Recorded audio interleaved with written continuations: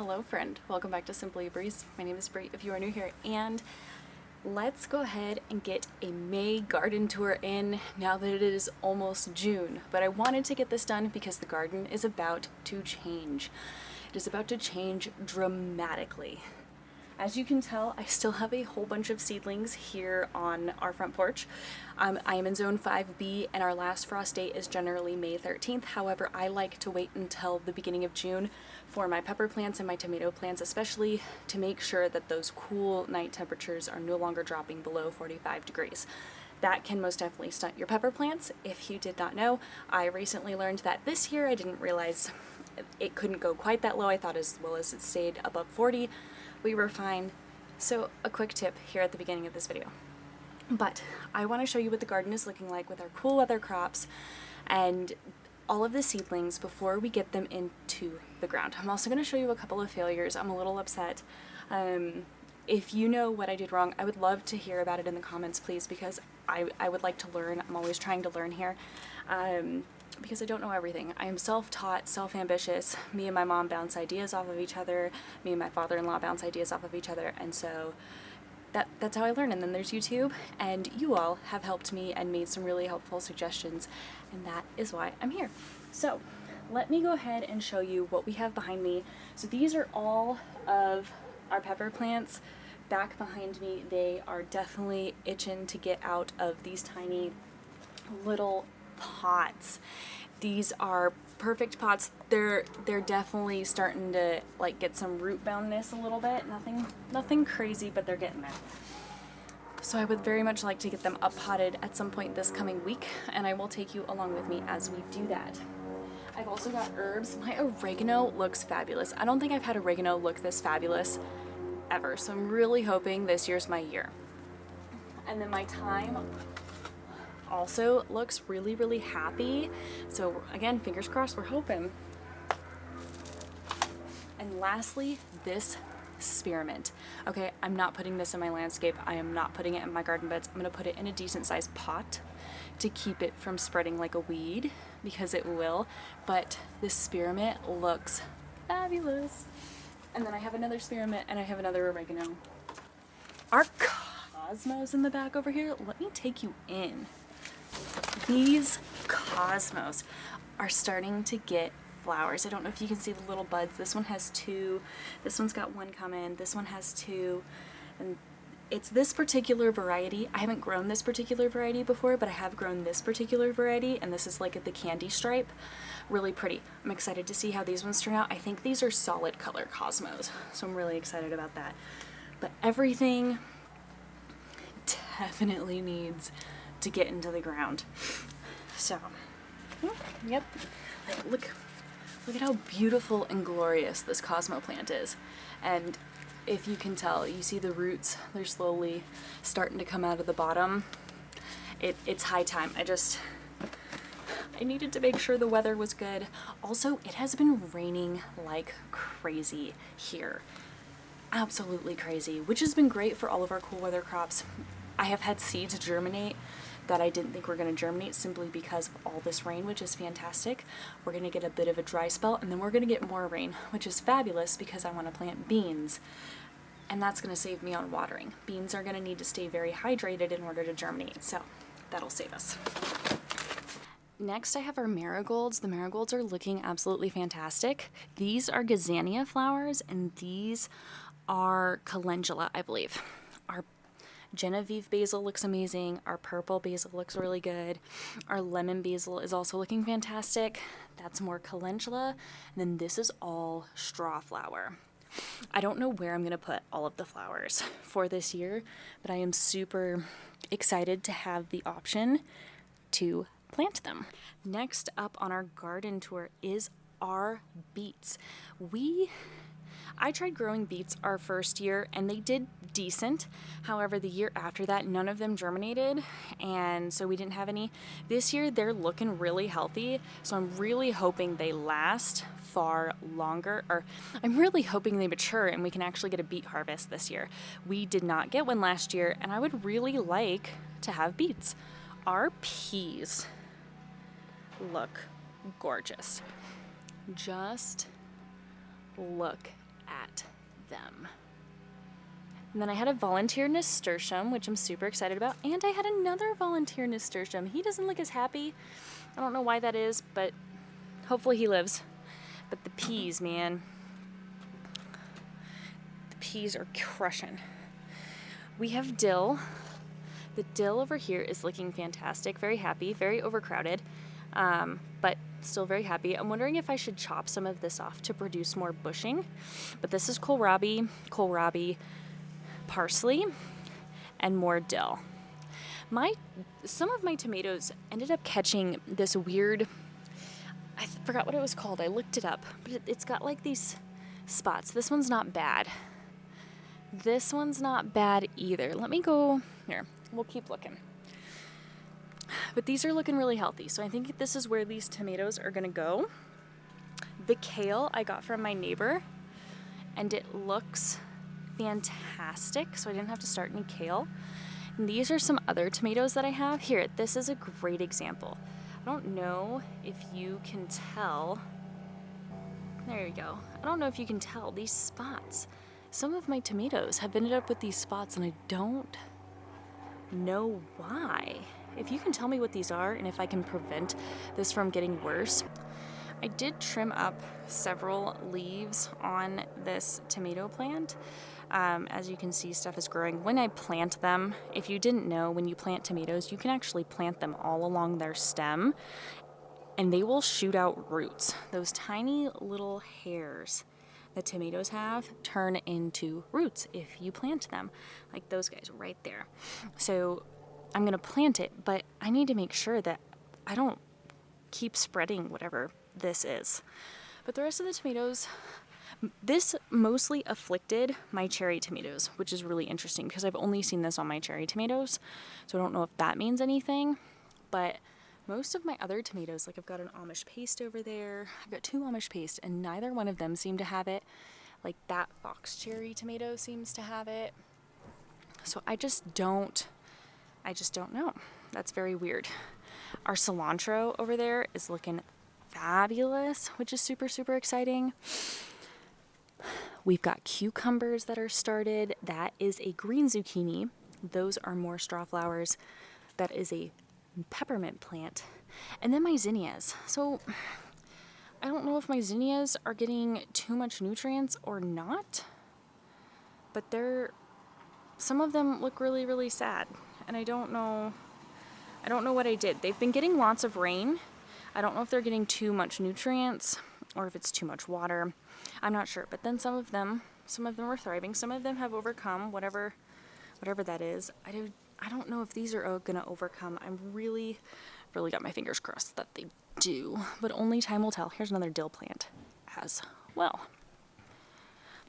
And so now we're going to go over to that bed, which I'm super, super excited about. So I apologize for the noise. There's not much I can do. We live in a suburban neighborhood. But all of our lettuce looks absolutely beautiful. This bed is stunning. The radishes look fantastic. This kale has tried to flower several times. This is dinosaur kale that overwintered. And honestly, I should start harvesting some leaves soon. I think it would be very happy if I did. But the radishes are looking fantastic. And then the lettuce, I'm really hoping starts to pop here. This is a variety called Freckles. I think this is the variety called Cimarron. It's got a very light touch of red. And then this one, I don't know. This one's not Cimarron. This one's something else. So I don't know. This could be from the lettuce variety mix. But can we look at that spinach? Some of these leaves on this spinach are ginormous. Okay, look at this guy. I harvested lettuce yesterday morning, and half the leaves were bigger than this. They were beautiful, green. They're lush. We had them with dinner last night. Perfect. We have Swiss chard. I'm really hoping this year I can actually get a Swiss chard harvest. I've actually never successfully had Swiss chard grow in our yard, and I'm hoping this year is the year. Garlic chives. If you ever want to successfully grow something, garlic chives. Just be warned, they spread like weeds. We have another row of beets. I really wanted to succeed on beets. And then we also have some peas. Those are peas. And then what I'm going to do is I'm going to put 1 or 2 cucumber plants here so they can grow up this trellis. Now we are on to our cabbages. So my current plan for the cabbages is I am actually going to interplant bush beans with the cabbages, and then this whole back panel is going to be pole beans. But the cabbages all look pretty happy. I do see a couple of like spots that something's eating them, but I haven't been able to find the culprit just yet, but I am going to try and keep an eye out on it. And we did get a little sunburn, but such is the nature of things. Next, we're going to go look at our broccoli.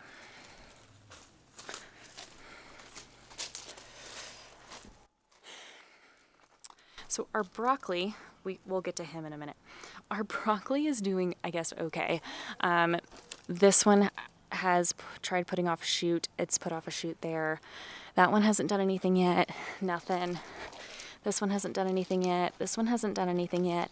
And then we've got this guy. He's already gone to flower. It's a little upsetting, but it is what it is. What I'm thinking of doing, honestly, I think I'm going to transplant these. Do you think it's too late to transplant these? Because I can't put some tomatoes. I'll show you. There's tomatoes that I wanted to put in the back. It's not going to work. So I was going to put the tomatoes all along the center of this and transplant these into the spot that is too shady for the tomatoes. Also, this asparagus. We didn't realize that we had to like hop on the asparagus harvest really, really quick. So they went to fern real fast. That mistake will not happen again, hopefully, but only time will tell. So let's talk about these 4 very sad pepper plants. So I have 4 of these really sad pepper plants. And so what happened was, while the cooler temperatures were still happening at night, I was moving the plants from in the garage at night to out in the morning. And I was walking, and I guess the stem of the plant was just like wobbling enough, and it completely just like detached from the root system and fell out. So what I did was I just shoved them back in the soil and gave them lots of water. I don't think they're gonna make it. It was really hopeful thinking. I don't think it's gonna happen, but I had to try. So we are probably losing at least 1 bell pepper. Let me see, what else do we got here? A tam jalapeno, which is a non-hot jalapeno. Another banana pepper, because if you watched one of my previous videos, one of the banana peppers didn't survive transplant from the small seed cell to these bigger pots. It wasn't happy. I probably traumatized the root system a little bit, and so it died. So now we're down 2 banana pepper plants, which is a bit of a bummer. And then a Zapotec jalapeno pepper, and this is a hot jalapeno pepper, which is okay, but still, I wanted to be full of peppers this year, and well, now it doesn't look like that's happening, but such is life. So yeah, here's another tomato that I have. It is another cherry tomato. It is a this one's sun gold, not fox cherry, but look at the spots on this. I don't know, can you see it? I really hope this guy is savable, but I don't know. It goes all the way up to like this leaf right here. So I'm not sure. Please let me know if that's savable, because I would really like it to be. If not, I've got way too many cherry tomatoes, that is for sure, so I don't need more. But I would like to, gift it to somebody instead of, just culling it. But if it's got disease, I really don't want to keep it and have it spread disease to other tomatoes. And I don't want to gift it to somebody, again, if it's diseased, that it probably just needs to go. But let's go look at our potato bed, because that's actually really exciting, unlike some of our tomatoes, which are depressing. Look at these potatoes. They've been in the ground for probably a month now, and they are just looking So beautiful. I'm so excited about this one. And then we've got sprout here, sprout here, sprout here, sprout here. That sprouted. These two have really come up today. We've got this one. We've got this one. We've got that one, and there's that one right there. And so I think we may have another one up in here somewhere, and there may be a couple here.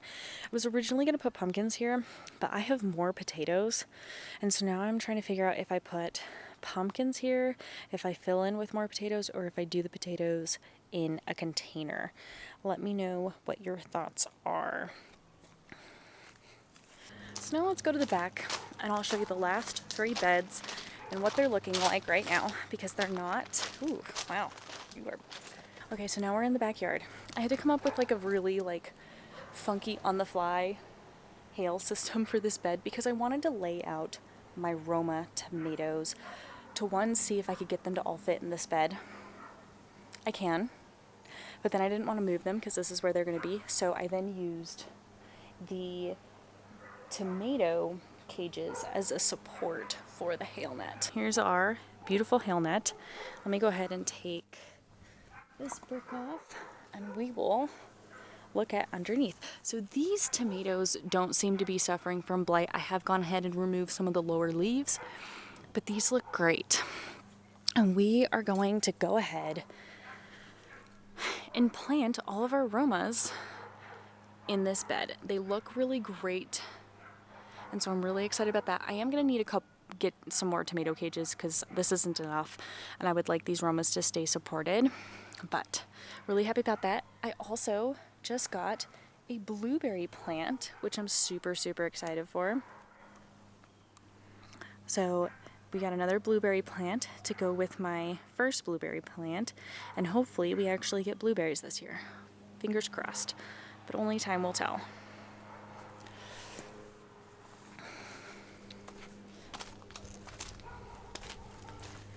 Coming over to this corner, don't mind all of like this stuff.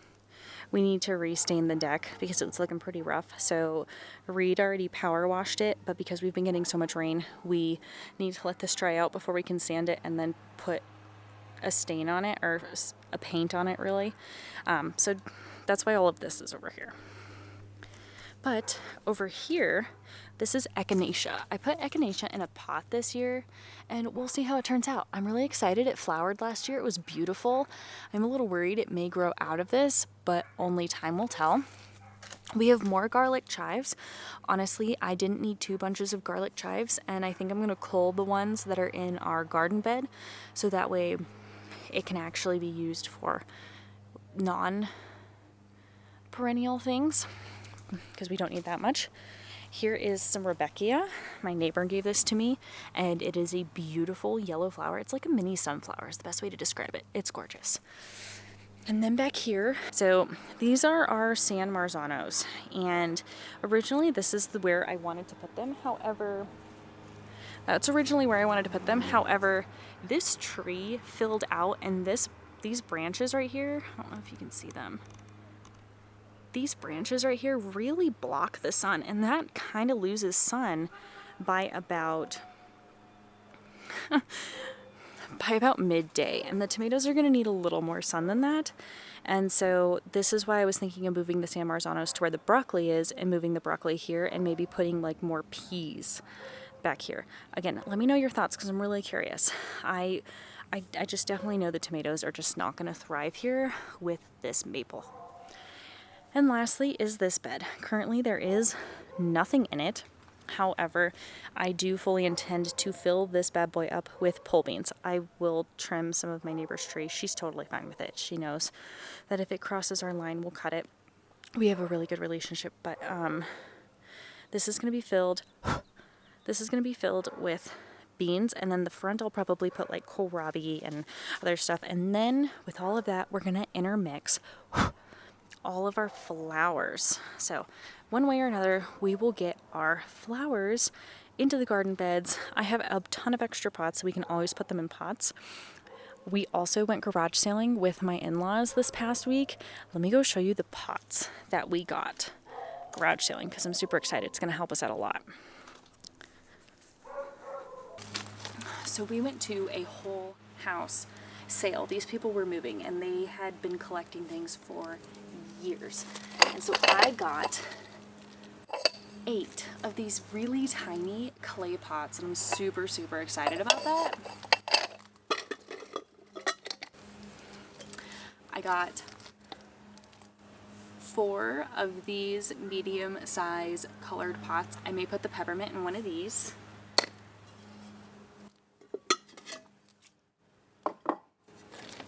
Or I'll put the peppermint in this bigger clay pot. It currently has sprinkler stuff in it, but I couldn't pass these up and they were free. So if you are ever trying to garden, you're looking for gardening things, I have found a lot of gardening stuff at estate sales and garage sales. So don't knock them because some of this stuff was never opened. It was never used. So that's my tip for you. Go yard selling, go estate sailing because there's some really cool stuff that you can find. That is the whole garden tour. The garden tour for 2020. Wow. Oh my goodness. But that is the whole garden tour. That is the garden tour for May 2025. The next time we are in the garden, we are getting things in the ground and I'm super, super excited. It is going to change this space so much. Also, I didn't show you this, and I don't know if you can see it here. Maybe if I get a bit of an angle. I added some more trellising between this cattle panel and this cattle panel. So then I can grow more beans or peas here. This is my year of beans and peas, and I'm really happy for it. I'm excited.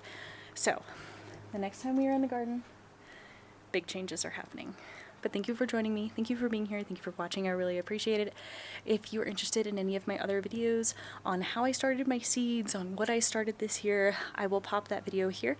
I will see you all the next time we are getting our hands dirty. Bye, y'all.